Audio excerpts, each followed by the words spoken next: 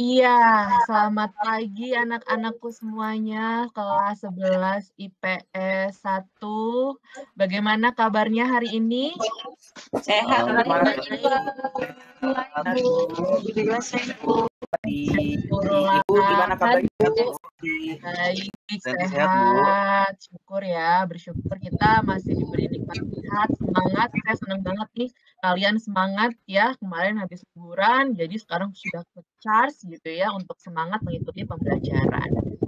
Oke, ya sebelum kita memulai pembelajaran kita pada pagi hari ini, lebih baiknya kita awali dengan berdoa, gitu ya, supaya pembelajaran kita bermanfaat, ya kalian juga bisa mengerti apa yang diajarkan, seperti itu ya, semua perangkat juga berjalan dengan baik. Saya minta tolong ketua kelasnya masih sama nggak nih, Yogi? Apa udah ganti?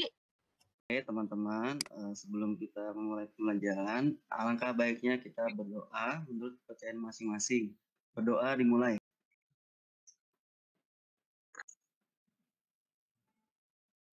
Selesai.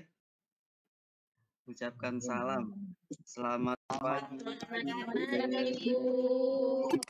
Selamat pagi, terima kasih Yogi. Iya, kita bersyukur ya kita masih bisa diberikan nikmat sehat gitu ya. Kita masih bisa bertatap maya gitu ya, layar. Walaupun kita belum bisa bertemu langsung, tapi kita masih bisa bertemu dengan ruang jimit ini. Nggak semua siswa loh bisa merasakan seperti ini. Jadi kita harus memanfaatkan waktu dengan baik gitu ya. Kalian harus memperhatikan setiap materi yang diberikan juga dengan baik seperti itu. Tetap jaga protokol Baik, Bu. kesehatan ya. Tetap jaga imun kalian, jangan suka begadang ya, seperti itu. Biar nanti Yogi Bu ngajakin malam-malam main begadang game ya gitu. pasti ya gitu ya, atau nonton drakor kalau yang cewek-cewek gitu ya. Ya, jadi tetap harus menjaga imun tubuh kalian Kena tetap lagi. fit gitu ya. Oke, nah sebelum kita mulai pembelajaran kita hari ini, Ibu mau absen dulu nih. Ya, apakah sudah ada Hadir, semua Bu. di sini?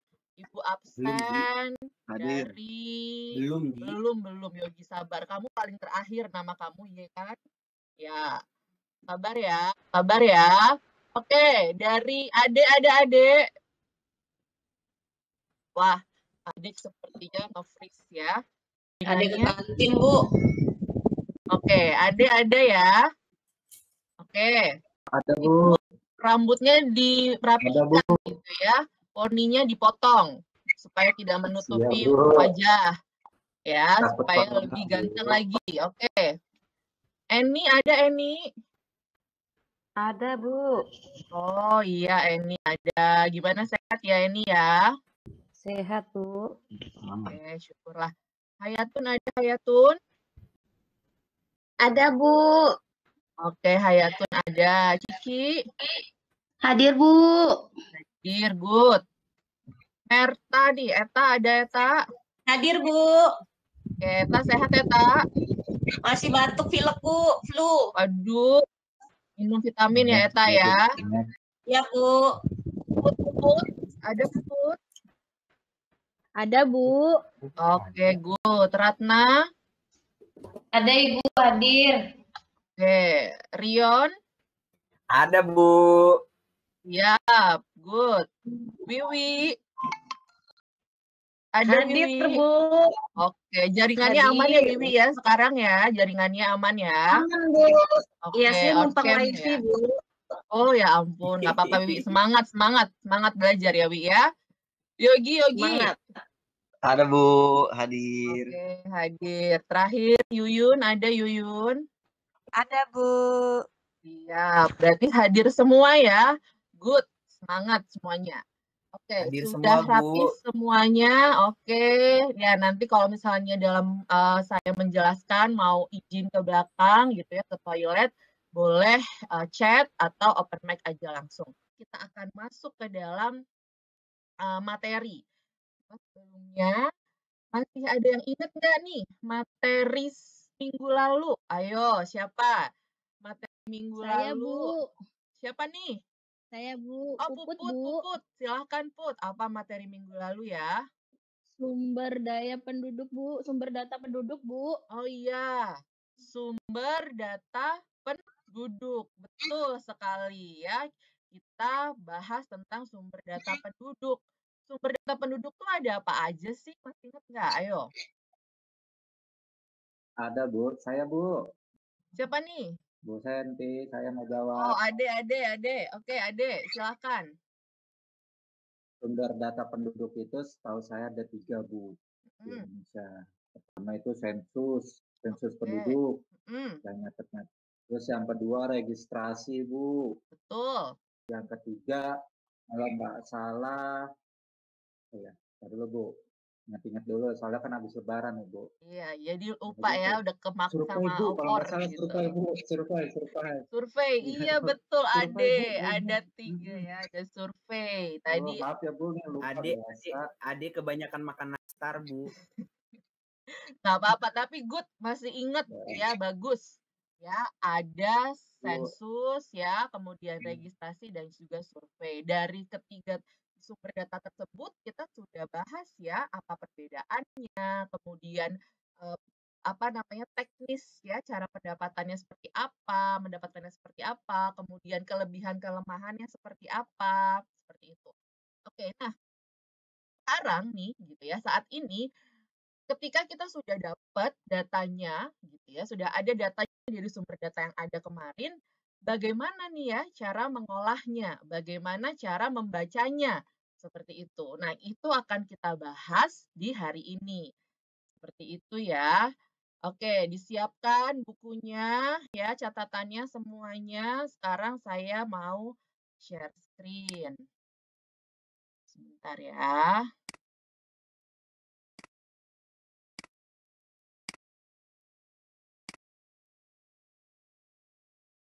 Sudah terlihat belum anak-anak? Sudah, Bu. Oh ya, terima kasih Sudah, ya. Bu. Sudah ya. Oke, sudah. Terima kasih. Sudah kelihatan. Ya, di pertemuan minggu lalu, di penutup saya minta kalian untuk membaca tentang komposisi penduduk. Ayo, sudah dibaca belum? Ya, tentang komposisi Dikit, penduduk. Bu. Dikit aja ya, atau akhirnya kelamaan libur jadi nggak dibaca. Tapi saya harap kalian sudah membaca ya. Sudah Bu. Sudah ya, good. Ya, jadi Nah, ini hal-hal yang akan kita bahas hari ini. Gitu ya. Sebelumnya saya akan menjelaskan tentang kompetensi dasar dan juga indikator. Kalau kompetensi dasarnya masih sama ya, Nak ya, dengan minggu lalu ya, kompetensi 3.5 dan 4.5. Yang berbeda adalah indikator ya, di mana hari ini kalian memahami dinamika kependudukan secara kuantitas ya dari data penduduk seperti itu. Nah, dari data penduduk tersebut kalian nanti diharapkan untuk bisa menganalisa gitu ya, menganalisa masalah kependudukan dalam komposisi penduduk pastinya. Kemudian menyajikan nanti data penduduk, yaitu adalah mengolah datanya. Ya, makanya kemarin saya sudah berikan video tutorial mengolah data gitu ya lewat Excel. Nah, tujuannya sama ya, memahami dinamika, kemudian menganalisa masalah dan juga menyajikan data penduduk. Apa sih manfaatnya gitu ya? Apa manfaatnya ketika kita belajar ini nanti gitu. Jadi kalian diharapkan mengetahui pentingnya data kuantitas penduduk, jadi data yang sudah ada itu untuk perencanaan pembangunan. Seperti itu. Jadi data yang sudah ada ini tuh untuk apa sih tujuannya? Seperti itu. Itu adalah untuk perencanaan pembangunan khususnya. Contoh misalnya untuk memetakan fasilitas sekolah gitu ya. Kemudian melihat angkatan kerja seperti itu. Contoh dari sensus kemarin, kira-kira yang paling besar mana nih? Ya komposisi penduduknya ternyata paling banyak di generasi Z misalnya seperti itu. Berarti apa langkah selanjutnya untuk pemerintah? Tantangan apa? Nah itu. Ya, jadi pentingnya kuantitas penduduk ini untuk perencanaan pembangunan. Oke.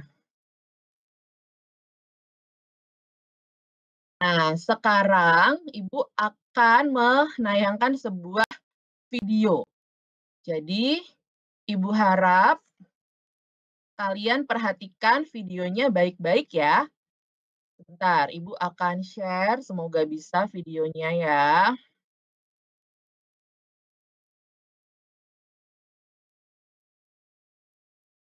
Sudah terlihat? Sudah terdengar suaranya? Sudah ya? Terdengar, Bu. Terdengar ya? Oke, Ibu share, kalian Sudah, Bu. perhatikan baik-baik ya. Seringkali kita mendengar orang berpendapat bahwa jumlah perempuan itu lebih banyak daripada laki-laki atau sebaliknya. Tetapi jika dipikir-pikir, yang mana yang sebetulnya benar? Pendeknya, menurut penelitian PBB pada tahun 2015, jumlah laki-laki di dunia ini ternyata lebih banyak daripada perempuan, di mana ada 101 laki-laki pada setiap 100 perempuan di dunia ini, atau sekitar 50 juta lebih banyak laki-laki di dunia ini dibandingkan perempuan. Sungguh mengerikan bagi laki-laki yang masih single hingga sekarang. Tetapi pertanyaan selanjutnya, apa yang menyebabkan jumlah laki-laki lebih banyak di dunia ini? Tidak seperti yang dikira oleh banyak orang, secara natural peluang kelahiran jenis kelamin laki-laki itu lebih tinggi daripada perempuan. Tetapi bayi laki-laki lebih rentan keguguran dan terserang penyakit dibandingkan bayi perempuan. Kemudian saat tumbuh dewasa pun, laki-laki juga dituntut untuk bekerja keras, mengambil risiko, hingga ikut berperang, sehingga harapan hidupnya pun rata-rata lebih pendek dibandingkan perempuan. Selain itu, ada juga faktor budaya dalam masyarakat. Seperti misalnya di banyak negara di Asia dan di Timur Tengah, laki-laki lebih diinginkan dibandingkan perempuan.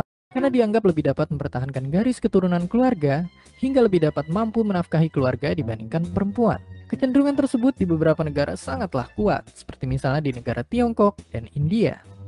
Bahkan di negara seperti Uni Emirat Arab, jumlah laki-laki di sana hampir 3 kali lipat lebih banyak dibandingkan jumlah perempuan.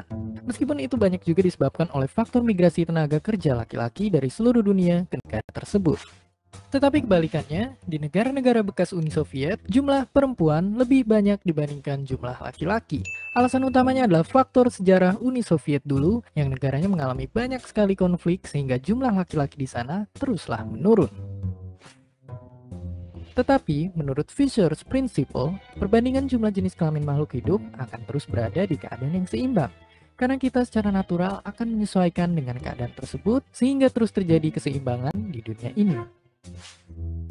Fakta baiknya, negara kesayangan kita Indonesia ini masih memiliki jumlah perbandingan jenis kelamin yang cukup berimbang. Jadi bagi Anda yang masih single, janganlah takut untuk kehabisan pasangan karena jumlah laki-laki dan perempuan di negara kita masih cukup aman. Dan seperti biasa, terima kasih.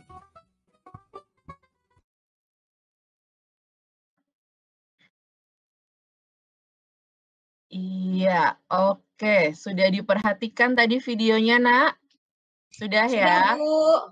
Sudah, Saya Bu. mau tanya nih, coba nih, siapa ya yang memperhatikan baik-baik apa sih tadi isi videonya tentang apa? Ayo Saya, Bu. siapa? Saya Oh, Eta. Oke, Eta, silahkan, Nak. tentang ini, Bu, perbandingan laki-laki dan perempuan, Bu. Oke, perbandingan laki-laki dan perempuan ya. Tadi Iya, ada Bu. contohnya di beberapa negara. Betul ya. Oke, good, Eta. Terima kasih.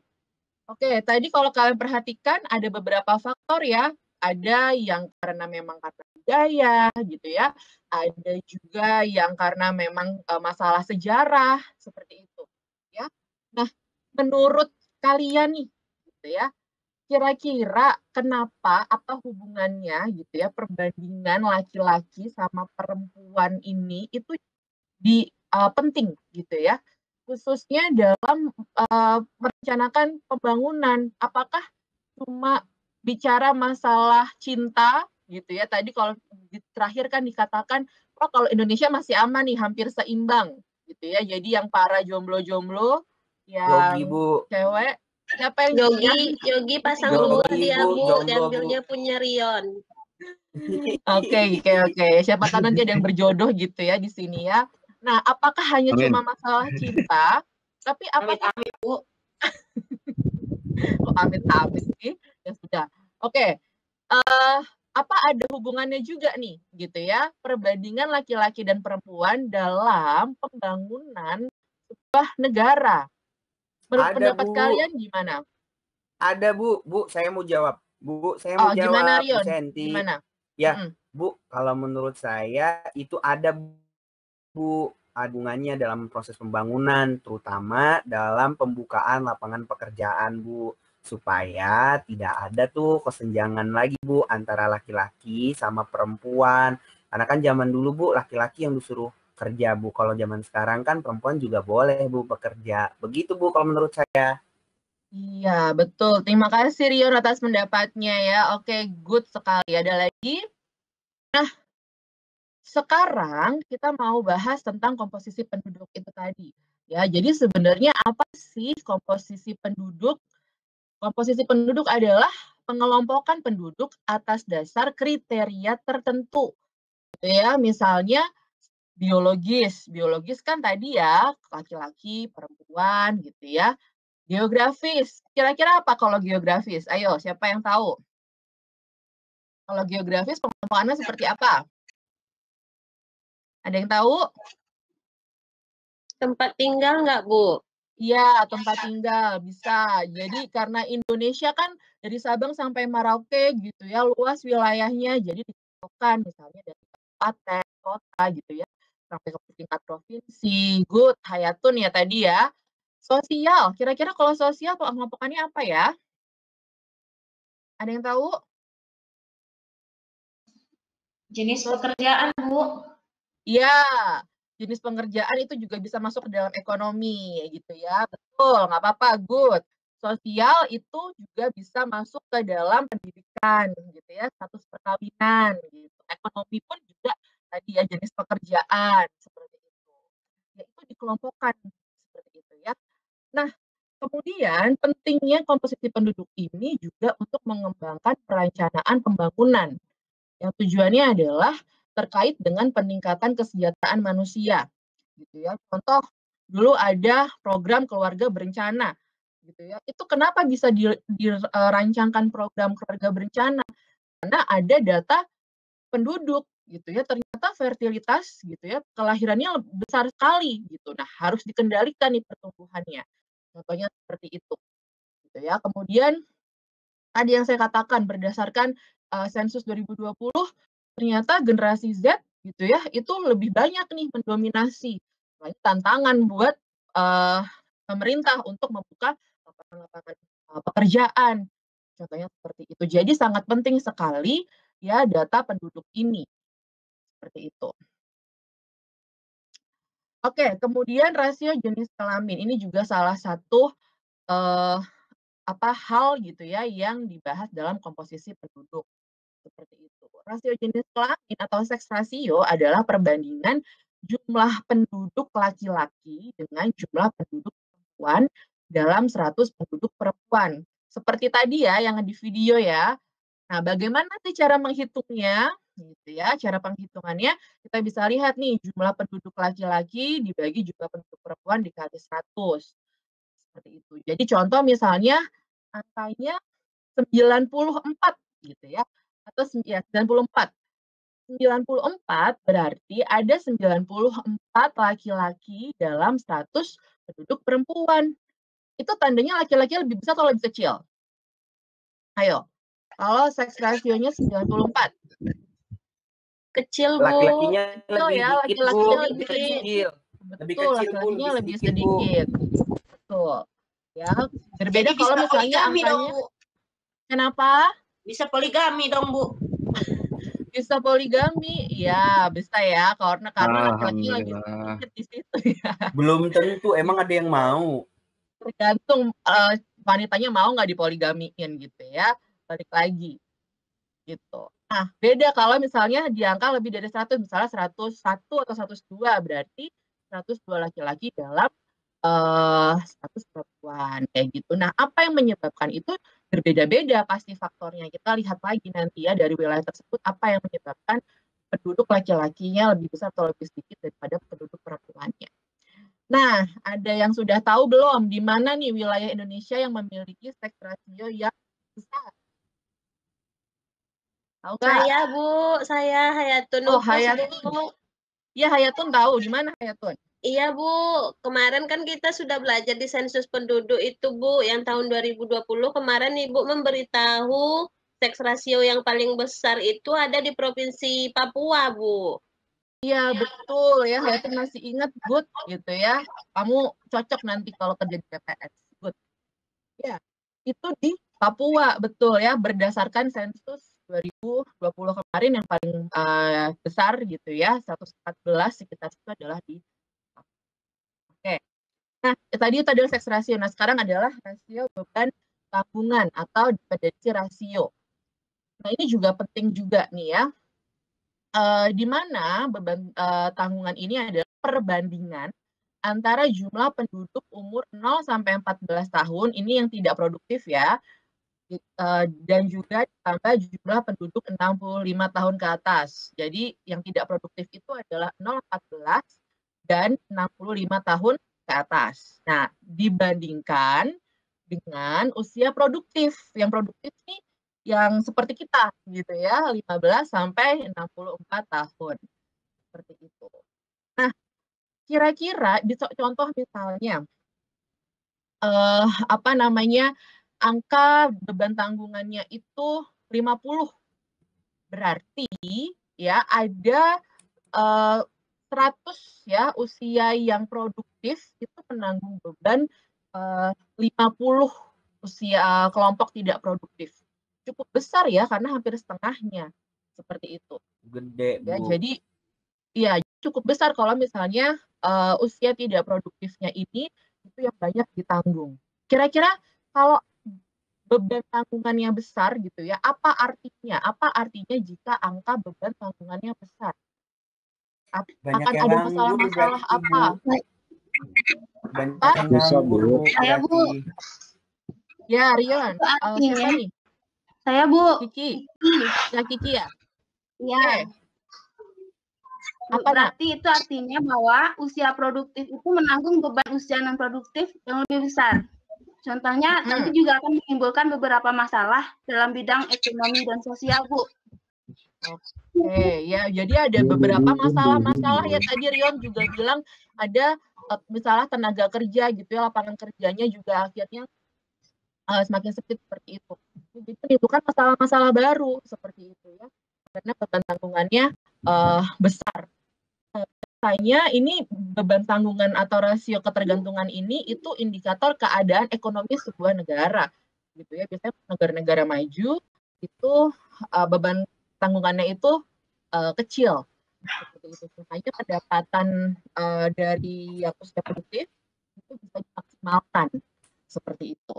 Ya, oke, ini beban tanggungan. Next ke piramida penduduk. Piramida penduduk ini adalah grafik ya untuk mencerminkan data pendudukan usia dan jenis kelamin. Ya, kiri untuk laki-laki, menggambarkan laki-laki dan kanan perempuan.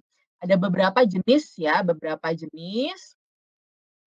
Kemudian ini dipengaruhi ya pastinya adalah dari 3 fertilitas, mortalitas dan juga migrasi tersebut. Nah, kira-kira Indonesia di mana nih bentuknya? Kira-kira yang mana nih? Limas, Gerald, atau batu nisan ya? Limas, Bu. Nih. Oh, pinter banget nih. Siapa namanya nih? Merta, Bu. Oh, Merta. Good. Betul. Limas atau ekspansif ya, di mana tingkat kelahirannya tinggi ya. Usia mudanya lebih besar seperti itu. Ya. Ini bisa di negara-negara berkembang seperti Indonesia. Iya, gitu ya. Nah, kalau stasioner, nah ini hampir sama nih. Ya, pertumbuhan penduduk cenderung tetap. Gitu ya. Ini di negara-negara Eropa seperti Jerman. Nah, terus kemudian piramida penduduk tua atau konstruktif ya atau batu nisan di mana kelahirannya tuh menurun ya, sangat menurun dengan cepat, kematiannya pun juga rendah. Nah, ini biasanya negara-negara seperti Jepang gitu ya. Seperti itu. Oke. Ya, oke. Nah, sekarang kita akan masuk ke dalam diskusi. Ya. Saya sudah berikan itu di Google Classroom. Ya. Bisa dicek Google Classroom-nya sekarang. Nah, ini coba dicek ya. Itu sudah ada daftar nama kelompok ya. Kemudian LKPD kelompok 1 ya, itu saya sudah taruh di situ data Excel dan juga LKPD-nya. Ini adalah link Google Slide gitu. Jadi nanti kalian olah datanya di Excel, kemudian masukkan itu di Google Slide. Saya bisa pantau lewat Google Slide. Oke, dicek ya. Kalau lupa gimana cara ngolahnya, lihat video tutorialnya. Ya. Oke, nanti saya akan masuk ke room kalian masing-masing. Silakan untuk masuk ke room-nya masing-masing, berdiskusi. Kelompok 1 PIC-nya Rion, kelompok 2 PIC-nya Ratna. Ya. Siap, Bu. 86. Siap, Bu, siap. Oke, Bu. Kelompok guys, kelompok 1 Rion, Hayat, seperti biasa, Yuyun, Yogi, Wiwi, Kiki, Ya, kita saya bersiap buka room-nya ya. Saya buka breakout-nya. Oke, Bu.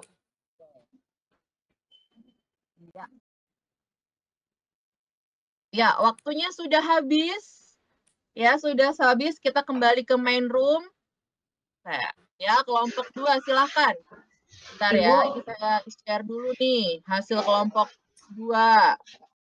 Ibu, tapi saya presentasikannya berdua aja sama teman, sama Ade aja, nggak apa-apa ya, Bu? Ya, nggak apa-apa. Kan tadi sudah dicatat ya siapa saja yang kerja ya. Oke, silakan. Kabupaten Serang ya. Iya, Bu. Yuk. Dari hasil diskusi kelompok kami itu, untuk piramida penduduk Kabupaten Serang adalah tipe ekspansif, Bu. Nah, jumlah penduduk di Kabupaten Serang hasil hitungan kelompok kami adalah 1.402.818 orang. Lalu penduduk Kabupaten Serang itu banyak didominasi penduduk umur 20 tahunan. Sebagian besar penduduk berada dalam kelompok umur muda, Bu. Jadi masih muda-muda semuanya, Bu. Penduduk laki-laki di Kabupaten Serang itu jumlahnya 713.694 jiwa dan perempuannya 689.124 jiwa. Nah, untuk seks rasionya penduduk Serang ini adalah 104 yang artinya ada 104 laki-laki di setiap 100 perempuan. Di mana penduduk laki-laki ini lebih banyak 4% dibandingkan penduduk perempuannya. Nah, untuk selanjutnya ini akan disampaikan oleh teman satu kelompok saya, Bu Ade. Dipersilakan.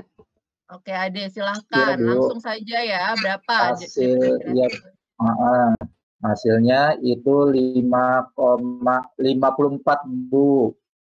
Angka ini merupakan bahwa setiap 100 orang usia produktif 15 sampai 64 tahun akan menanggung 54 orang yang tidak produktif, Bu. Anak-anak sama nenek-nenek, Bu. Yang menunjukkan banyaknya beban tanggungan penduduk suatu wilayah di Kabupaten Serang, Bu. Nah, saya dapat simpulin nih, Bu, dari hasil kita berdiskusi, kelompok kami menyimpulkan bahwa, maaf ya, Bu, kesimpulannya mungkin masih dangkal, Bu, teman juga masih anak-anak ya, Bu. Penduduk usia muda ini beban ketergantungan tergolong tinggi, Bu. Nah, upaya yang harus dilakukan pemerintah adalah membuka fasilitas-fasilitas pendidikan bagi masyarakat, Bu. Jadi di Kabupaten Serang ini penduduk mudanya masih banyak. Oke, iya, betul ya. Thank you, Ade. Terima kasih.